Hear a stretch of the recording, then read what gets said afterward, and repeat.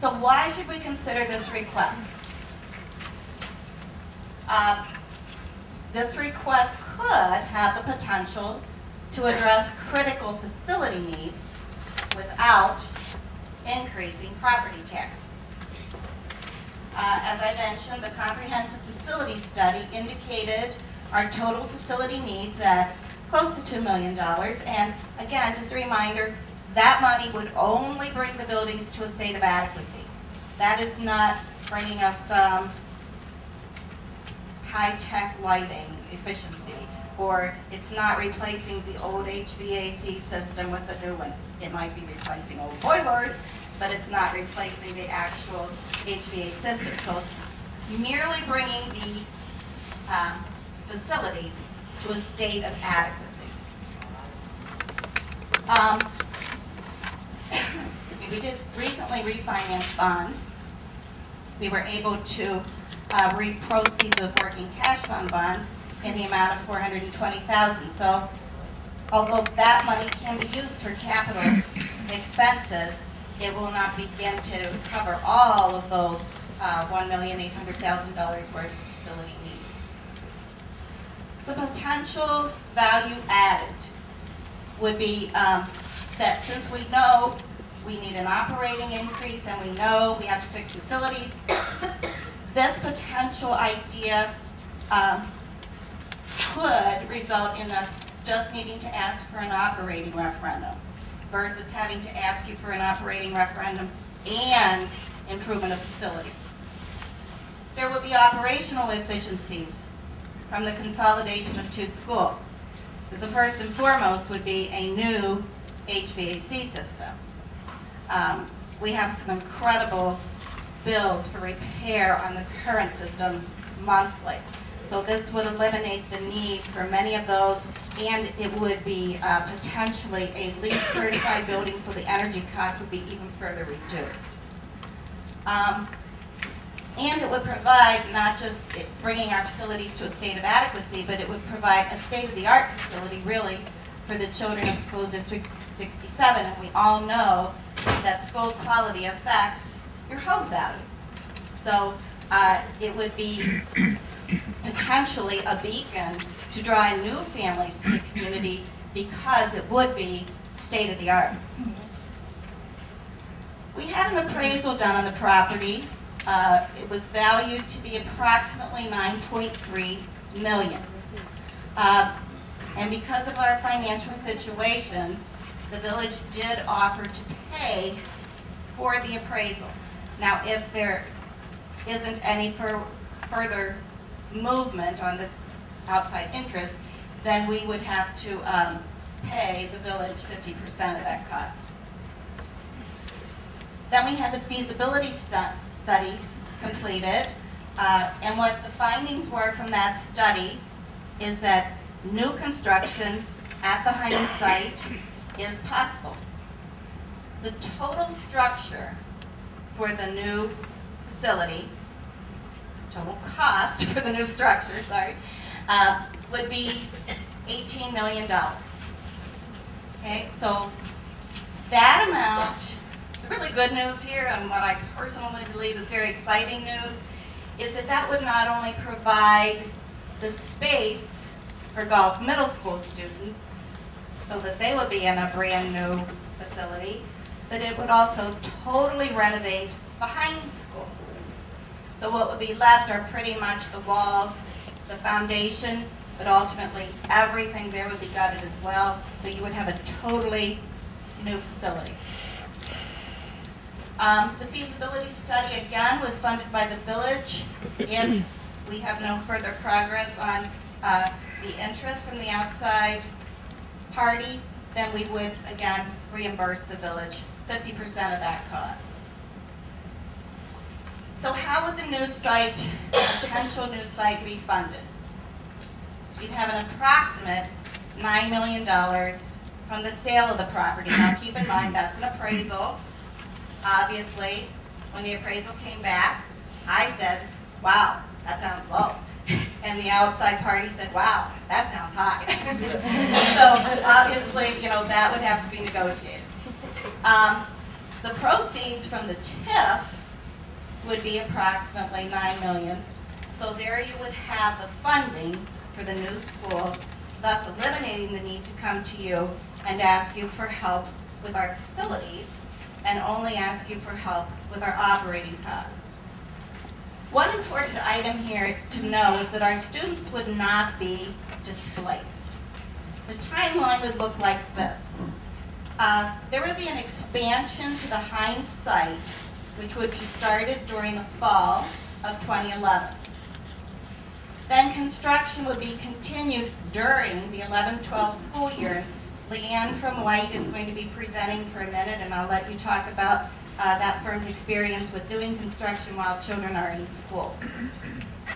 The dealer would take occupancy of Gulf Middle School site in June of 2012 after the children would have had their last day of school. Then the remainder of the classroom construction at the Hynes site would be completed during the summer of 2012, so that the Gulf Middle School students would be able to attend the new Hynes site in fall of 2012. Now, White has been very clear to us, it doesn't mean that every single thing will be done, because if you know anything about construction, this is a very aggressive timeline. So what they're saying is, please note, the classroom construction will be done.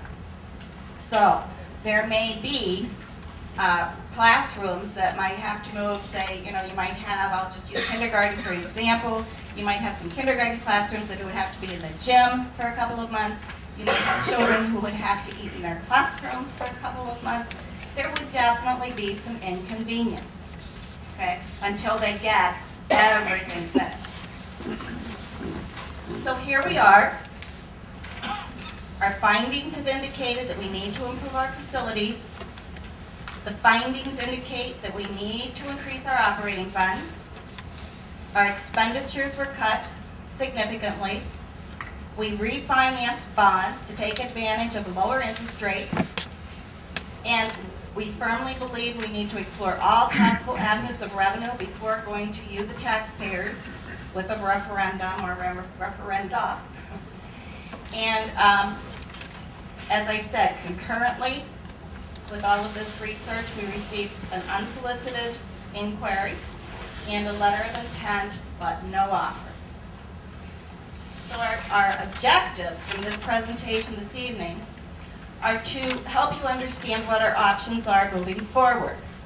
It basically boils down to 2 bullet points.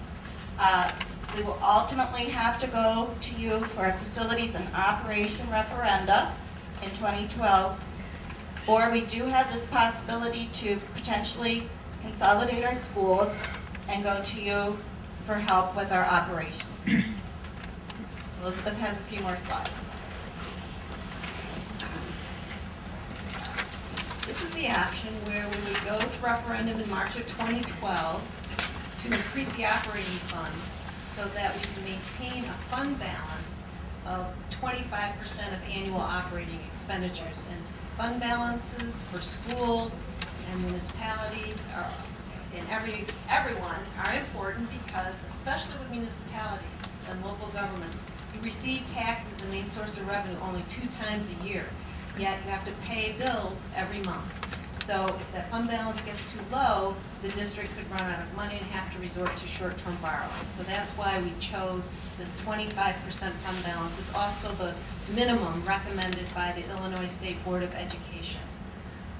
So this plan would give the district a 25% fund balance in 2017, as you can see by the blue line, and you get a big boost in your revenues in fiscal year 2013, the active year of the referendum when it's effective, and then you go back under the tax cap for fiscal year 14, 15, 16, and so on and so forth. So you can see revenues and expenditures are quite level there.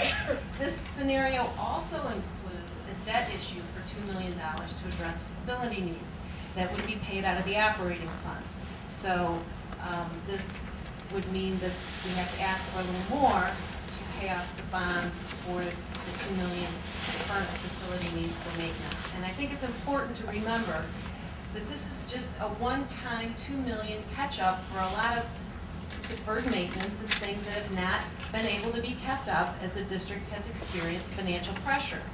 So this $2 million would have to be issued again, whether it's in 2017 or 19. Districts need to spend money to keep their facilities up strong. So just to mention that this is just a one-time catch-up and maintenance based on the facility study. The estimated operating and facility limiting rate increase, and I will emphasize that these numbers are preliminary. We're a year away from the referendum. There are things that's going to happen with the EAV and the CPI and tax revenue we aren't fully aware of yet. The biggest question is the state going to recover? They passed the income tax increase, but from what you might read, it may not be quite enough to right its fiscal ship. So we are dependent on the state for general state aid and mandated categoricals. We don't know how that's going to come out. So these are very preliminary numbers, but we want to give you an idea of what the referendum would cost for both the operating portion and the facility portion. So we would need about an additional $1,575,000, which is about 43 cents on your 09 tax rate on your current assessed valuation. It's about a 6.6% increase. And on a $5,000 tax bill, it would be about $328. On an $8,000 tax bill, it'd be $525. And on the $10,000 tax bill, it'd be about $656. So you can estimate about $66 per thousand of taxes paid. But like I say, this is preliminary estimate for both the operating and facility referendum. Now, if we went just for the operating referendum only in March of 2012, we would be able to ask for a lesser amount.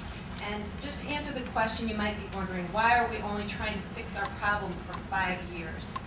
The reason we choose a 5-year horizon is because it seems like a reasonable projection period to be able to think about where our teachers' contracts are, what our expenditure side is going to be, and what our revenue is. It still may be too long given all the changes and talk at the state level, but the longer you try to keep those fund balances above the 25%, the higher the tax increase you're going to have to ask for when projecting further than 5 years is very difficult. So if we just did the operating alone, you can see instead of $66 per thousand, we would be down at $57 per thousand. And that's, again, $287 on the $5,000 tax bill, $460 on an $8,000 tax bill, and $574 on a $10,000 tax bill. And we pick these kind of tax bill amounts because, number one, people generally know what they pay in taxes on an annual basis.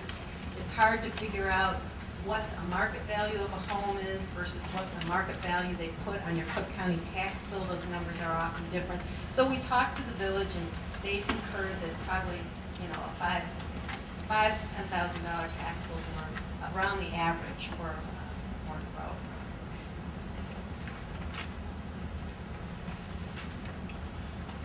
So later, as Craig said, when we have our Q&A session, the question that we'll be focusing around is, do you or do you not support the idea of the sale of Gulf Middle School and consolidation of school facilities at the Hynes Elementary site as a way to potentially improve our finances and facilities moving forward? And again, as we've been saying, the question on the ballot would only need to address operating needs rather than operating and facility needs.